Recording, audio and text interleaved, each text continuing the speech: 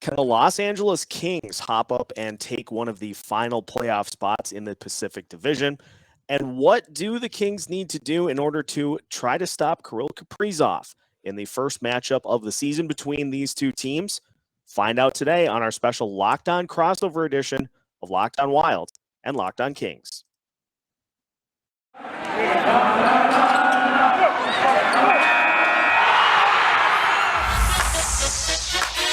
You're Locked On Wild, your daily podcast on the Minnesota Wild, part of the Locked On Podcast Network, your team every day.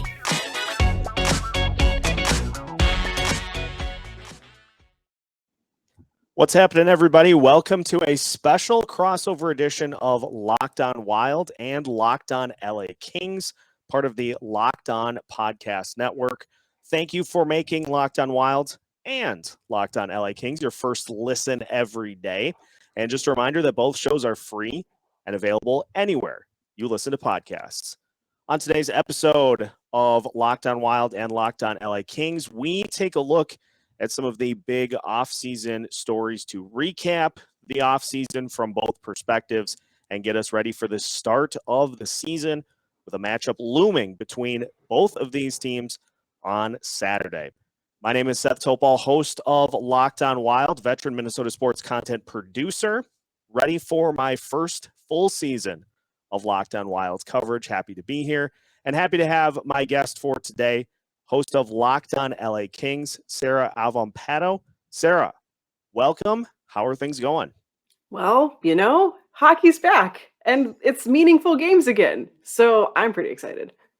Yeah, I can't wait. The production so far with the shift from NBC to ESPN and TNT has been sensational. Yeah.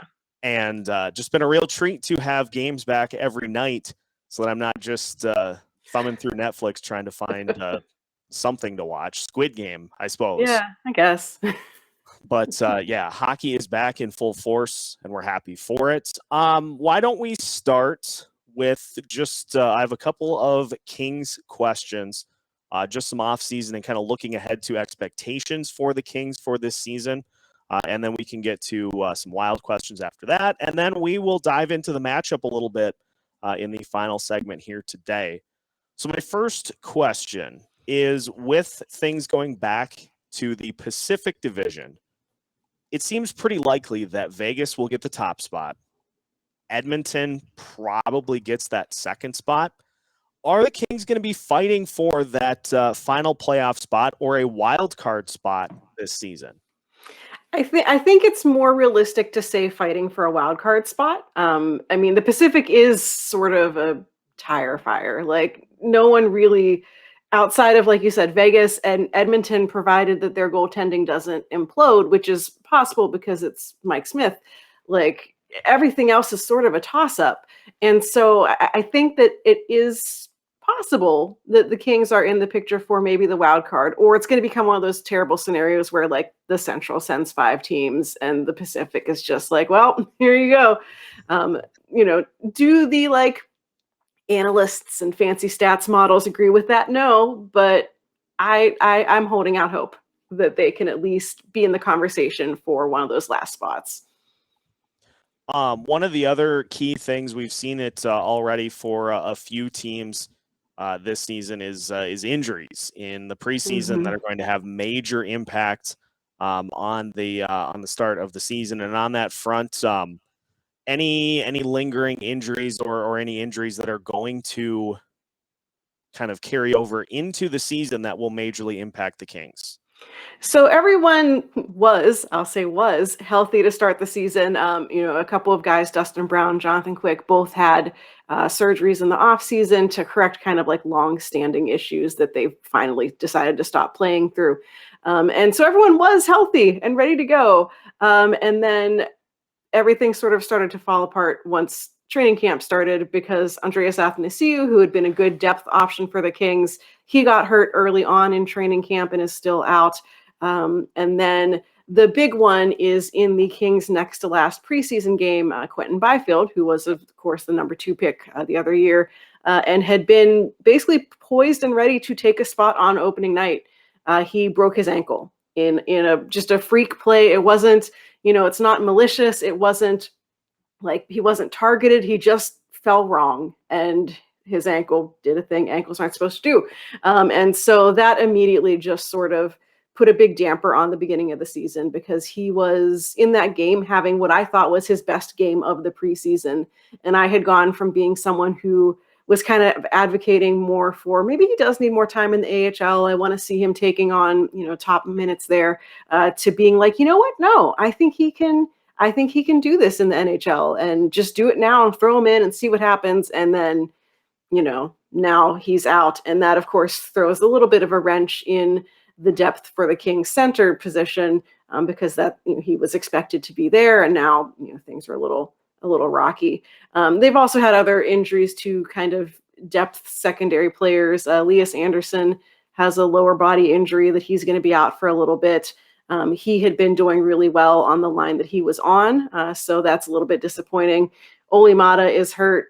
I always forget that he's there, so that's not too big of a deal. But Quintin Byfield's really the big one, because people were so excited about getting to see him take an NHL spot, and instead we have to wait at least probably 6 weeks, maybe more, for him to make his debut. That perfectly segues into my next question, which is for the Wild fans listening to this show, the beginner's guide to the LA Kings. Who are some of the names to keep an eye on this season when these two teams match up past this first run-in of the season? Who are some of the big names for Wild fans to keep an eye on and check in on throughout the season? So obviously there's kind of the returning group of core veterans. It's been whittled down over the years, and now looking at the Cup teams, the only guys who are back are Anze Kopitar, Dustin Brown, Drew Doughty, and Jonathan Quick. So they're all still there, and everyone else has been jettisoned to other teams. One of the big names I think to keep an eye out for, who is someone who is new to really anyone, Kings fan or not, is a guy named Vladimir Tkachev. He is a winger who came out of the KHL. He is no Kirill Kaprizov, but he is already looking to provide kind of a creativity and a scoring spark that the Kings haven't really seen in their sort of middle six in quite some time. And he has already been doing really well in the preseason, has scored some crucial goals, getting good chemistry with his line mates, and looks like someone who could kind of play up and down the lineup. So I'm really excited to see what he does in regular season games. He's been paired on a line with Gabe Vilardi, who had kind of a rough season last year, and I think took a lot of the criticism to heart, because he has looked like a different player in the preseason so far, and has looked really motivated, I think, to kind of quiet all those doubters. So I would say watch out for them. The blue line is kind of what it is. It's not the greatest. Mikey Anderson is someone who played all season last year next to Drew Doughty, and looks to be continuing to do that. He's more of a kind of stay-at-home defenseman, which is great to pair him with Doughty so he can just go do his own thing. But Mikey Anderson himself has said, hey, he wants to get involved in the play more, and even in the preseason has been kind of jumping up and making some creative plays that we wouldn't have seen from him before. So I'd keep an eye out for him as well. All right, perfect. Tell you what, let's shift, and I'll give you the opportunity to ask some Wild-related questions. Our crossover edition of Locked On Wild and Locked On LA Kings continues next. BetOnline.ag is back, and they are better than ever. All eyes are on the gridiron as teams are back for another football season. And as always, BetOnline.ag is your number one spot for all the pro and college football action this season. With a new updated site and interface, even more odds, props, and contests, BetOnline.ag continues to be the number one source for everything football. So head over to BetOnline.ag on your laptop or mobile device to sign up today and receive your 50% welcome bonus on your first deposit. Make sure to use the promo code LOCKEDON to receive that welcome bonus. From football, basketball, boxing, right to your favorite Vegas casino games, don't wait to take advantage of all the amazing offers available for the 2021 season. BetOnline.ag is the fastest and easiest way to bet on all of your favorite sports. BetOnline.ag, where the game starts. Continuing our crossover edition of Locked On Wild and Locked On LA Kings. Again, thank you for making both Locked On Wilds and Locked On LA Kings, your first listen every day. Seth and Sarah hanging out here to gear up for the matchup between the Wild and the Kings coming up on Saturday. Sarah, we'll shift it to Wild questions. So if you have any burning Wild questions, I am all ears. All right. So number one, just tell me, what was the big sigh of relief? How did it feel whenever Kaprizov finally signed his deal and did not abscond to the KHL again or anything like people had thought? Just what's that feeling like? Well, I'll put it to you this way. I was in such a rush to get that Locked On Now done that I did not realize that I only had $3 in my wallet, in which I was going to attempt to make it rain. And you can't really do that with $3. I mean, No, you can, it but just, yeah. it's rough. No, I had plenty of people that were like, $3, really? Sorry, I had to work with what I had at the time. It's just amazing how much that shifted. Once the contract was signed, there was just this intense feeling of relief. Both sides seem really, really happy with it. And you went from just this huge point of contention to the point where we were starting to get the sense that both sides had maybe broken talks off completely. And that this was going to get super ugly and was going to drag on into and through the season up until I think there was a deadline for him to sign by, I believe it was December 3rd. It felt like for a while that it was going to go all the way up until the 23rd hour before anything would have gotten done. And at that point, if it got to where it was ugly enough that they had broken off talks, probably not going to be anything more than like a 2-year deal to get him through his restricted free agent years, and then he would leave. Or he could have asked for a trade. Any of those possibilities seemed like they were all on the table at that point. And then all of a sudden, he mysteriously showed up in Florida, much to the surprise of basically everybody in the state of Minnesota, everybody in the hockey world, to be more specific. He signs. Him and Bill Guerin cracked a bunch of jokes at the press conference. And now it's just, all right, we're past it. We got it done. And now we can focus on winning a bunch of games this year, getting through the lean years of the Parise and Suter buyouts. And after that, building up a super team and going and winning a Stanley Cup. And that feels great to have those be the only things that we're worried about. And yeah, I am pumped for the season now that Kirill is signed and that's all done. Well, that leads pretty nicely into another question that I had, which is about those buyouts. And we all know that there is a looming cap catastrophe that's gonna. I like that. I just came up with it right now. That's gonna kind of kick in for the Wild in a couple of years. So how does that change the picture for the Wild? It seems like these kind of years are more about growing the team and letting to see which youth are ready to come up and make a difference. Is that really kind of the path the Wild are on, that whatever success they have is just an added bonus right now? I think so. I think this year is going to be let's try to take advantage of the chaos year because I don't want to make too much of a big deal about it, but at the same time, everybody going back to the regular NHL schedule. You don't have the luxury of, as you guys saw last year, you don't have the luxury of just taking on a team 8 times and beating up on them 2 or 3 games in a row. That is all gone. So it's full road trips, full slate of opponents. And I think there's a sense that it's going to impact a lot of teams. And that could lead to a situation where the Wild are able to just kind of crawl up out of the pile and maybe make a sneaky, I think they'll make the playoffs anyway this year, but a sneaky deep playoff run. Honestly, Colorado is a wild card to me. There are a lot of people that say Darcy Kemper is better than Philip Grubauer.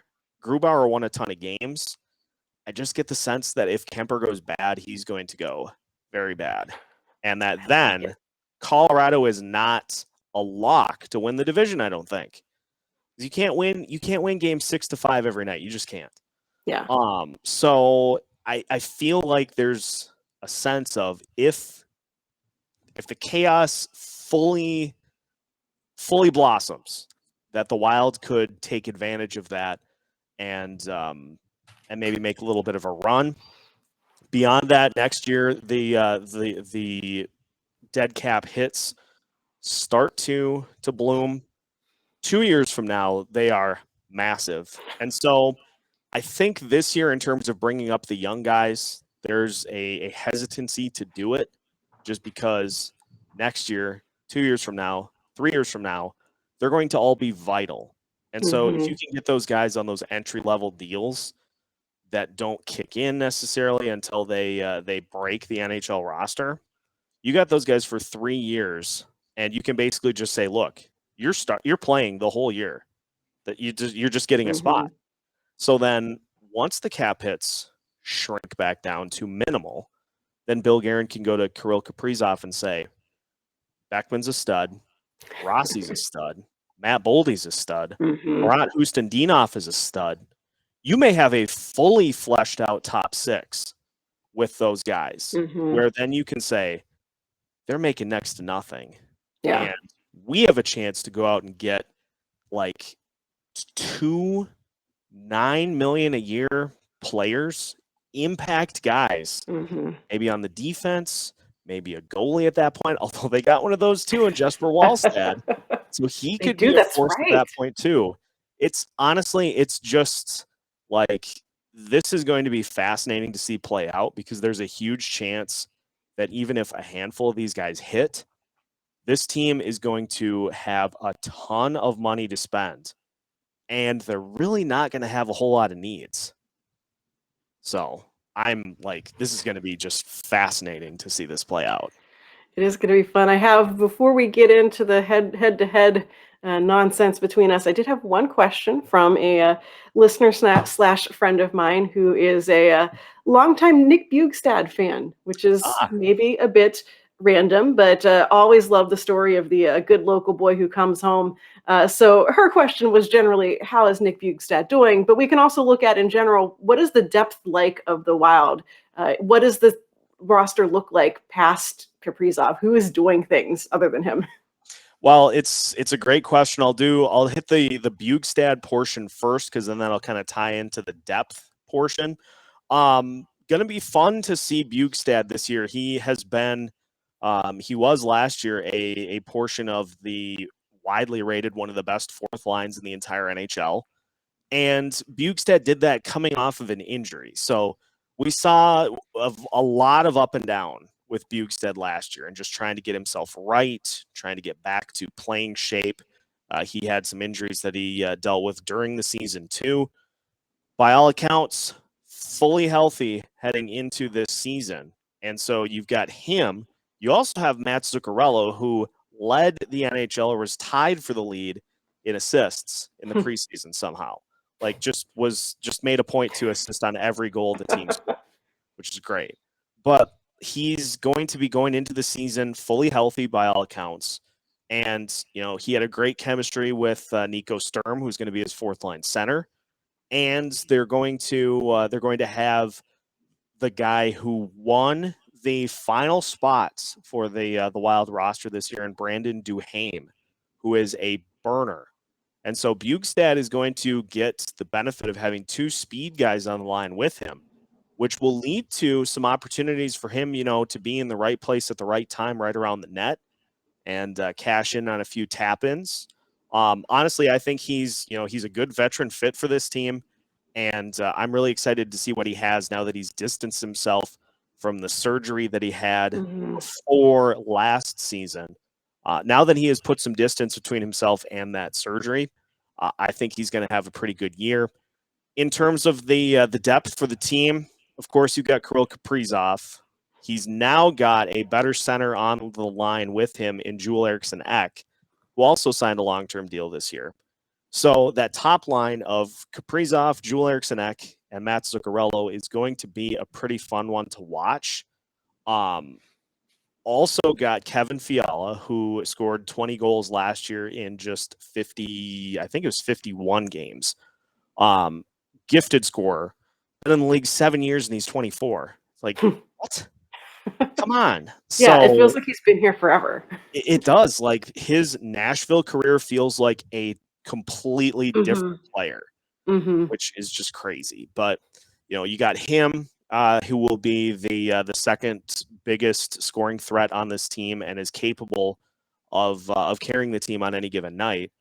You've got that fourth line that I talked about that is immensely fun. That's going to be a fun lineup to watch. And of course, you got the guys on the defense that are really not talked about enough in Jared Spurgeon and Jonas Brodin.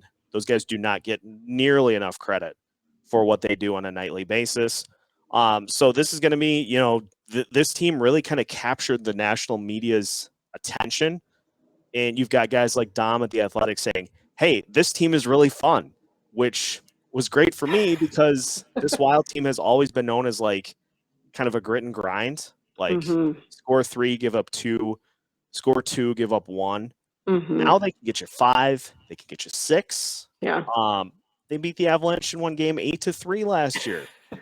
So it's a fun team that's going to score a lot of goals. They score quickly, and I think second place in the Central is not even close to out of the realm of possibility. So yeah, I'm fully in, and I think this team's just going to be super fun again to watch. Nice. I love it. We'll tell you what, we will take a look at the head-to-head between these two teams coming up on Saturday with our final segment. The Locked On Wild and Locked On LA Kings crossover continues next.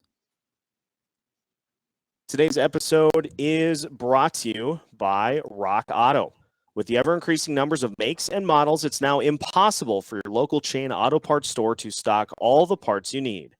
Why endure often pointless or seemingly intimidating questioning, like is your Odyssey an LX or an EX? And why wait while the person behind the counter orders the parts on their computer, choosing the only brand their warehouse happens to carry? You have computers with access to rockauto.com at home and in your pocket. You can save time and money when using rockauto.com. Why choose to spend 30, 50, even 100% more for the same parts from a chain store or car dealership? RockAuto.com is a family business serving do-it-yourselfers for over 20 years. And RockAuto.com's prices are reliably low for every customer. So head to RockAuto.com right now and see all the parts available for your car or truck. Make sure to write Locked On in their How Did You Hear About Us box so they know we sent you. Amazing selection, reliably low prices, all the parts your car will ever need. All at rockauto.com. Final segment of today's crossover episode of Locked On Wild and Locked On LA Kings. Seth and Sarah hanging out with you, gearing up for the first matchup of the year between the Wild and the Kings coming up on Saturday. And it will be very interesting because one of the things I was hoping to avoid this season was a lot of West Coast games, and the Wild get 2 of them right off the bat. So super excited for that. But it's going to be fascinating because yes, the Wild did end up winning more games head to head between these two teams last year, but it was by a very thin margin. I believe it was either 1 or 2 goals was the difference between these two teams. So even though the Wild ended up having a hugely successful year last year, Kings gave them some trouble. Yeah, and I remember that a handful of those games too were overtime games. So, those are games, once you hit overtime, it could have gone either way. And I believe that the Kings and the Wild opened the season with 2 games, right next to each other where each team gave up like a 2 or 3 goal lead or something. So I feel like the last season, our teams were poised to hate each other from the very beginning. And I am not sad that we don't have to see the Wild 8 times again this year. I don't whenever there was the whole, is Kaprizov going to sign again? Is he not going to sign? I was like, if this guy goes back to the KHL after one season, and that one season was in the weird divisions where we had to see him 8 times, I'm going to be furious. So I am glad that he is back. A, because he's good for the game. He's fun to watch. And B, because it means that like it won't just be my team that has been destroyed by him. Everyone will get a chance to see it. Yeah, I think I got messages from everybody in the West Division after the realignment saying, thanks, but we're not going to miss Kirill. And I'm like, hey, Yeah. that's fine. I get Yeah. that. He, in fact, I don't know. Let's see how quickly I can do this here because he had some absolute just massive Oh, numbers yeah. against everybody in the division. So again, this is right on the fly, and I'm just going to quickly do this as quickly as possible because he dominated pretty much every team. So here we go. The LA Kings in 8 games, 6 goals, 3 assists, and 9 points in 8 I games. hate that. I mean, good for him, but I hate it. Yeah. So obviously, when we look at the head-to-head between these two teams, that's the number one goal for the Kings coming in is how do you stop Kirill the Thrill? I prefer Dollar Bill Kirill Nice. as opposed to Kirill the Thrill Yeah. because I feel like we are very much entrenching on Phil Kessel territory. Yeah, that's right. And so, like, the Kirill the Thrill nickname came about last year, and I'm like, That's already taken. this makes me uncomfortable. Like, we have to do something else. The Vegas Golden Knights kind of came up with the idea for how it can be done. So I can espionage a little bit into what to do to stop Kirill Kaprizov, and it involves not one defenseman, not two defensemen, but also a forward.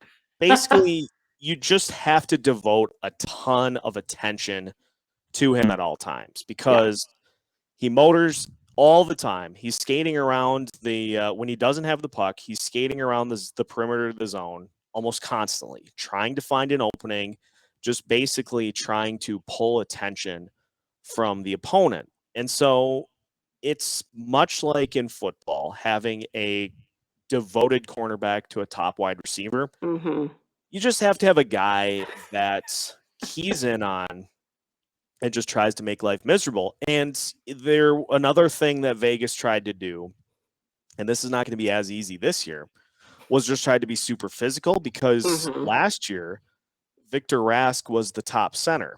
And he's not a super physical player. You now have on that top line one of the most pesky defensive centers in the NHL in Joel Eriksson Ek. And so any directed physicality toward Kirill Kaprizov is going to be met almost immediately. And so it's a tall task, but if Vegas did it, other teams are going to be able to do it this year too.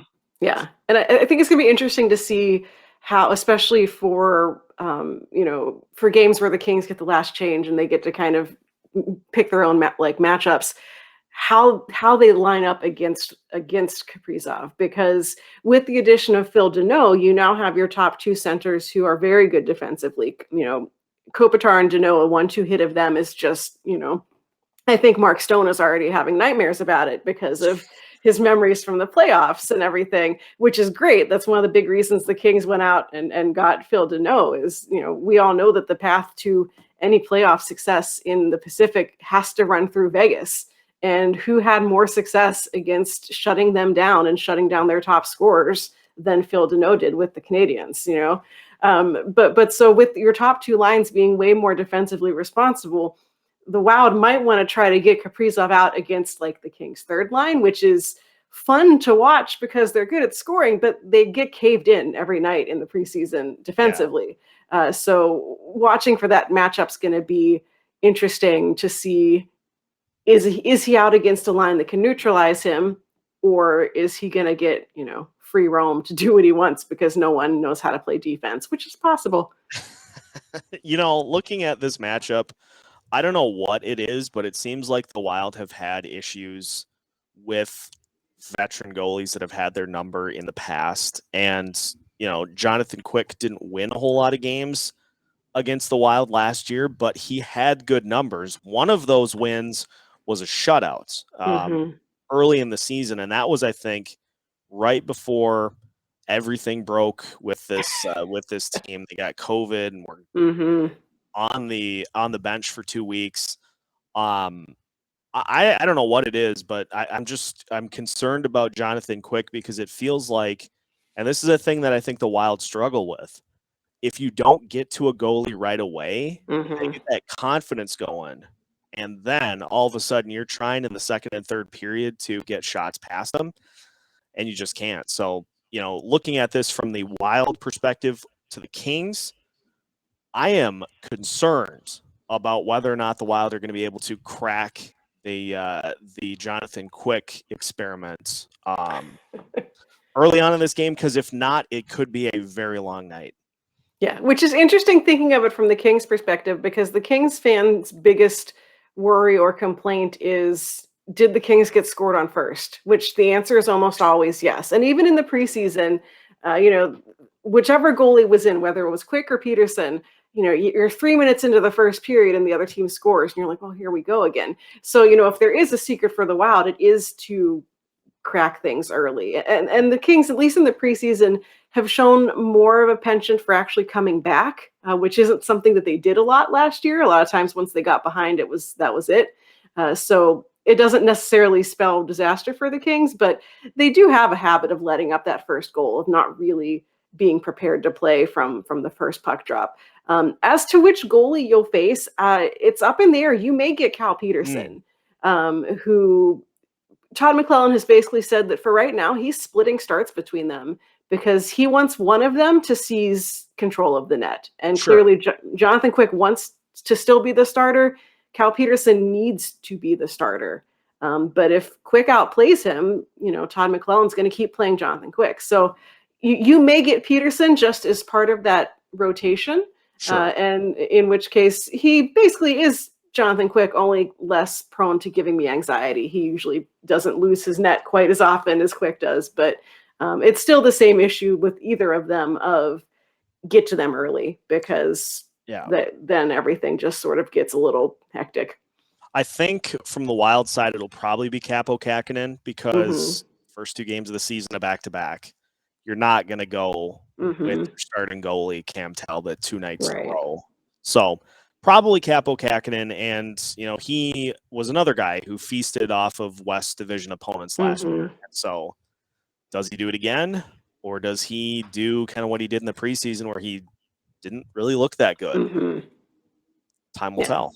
Yeah, we'll see. So, any final thoughts before we wrap things up for this crossover episode?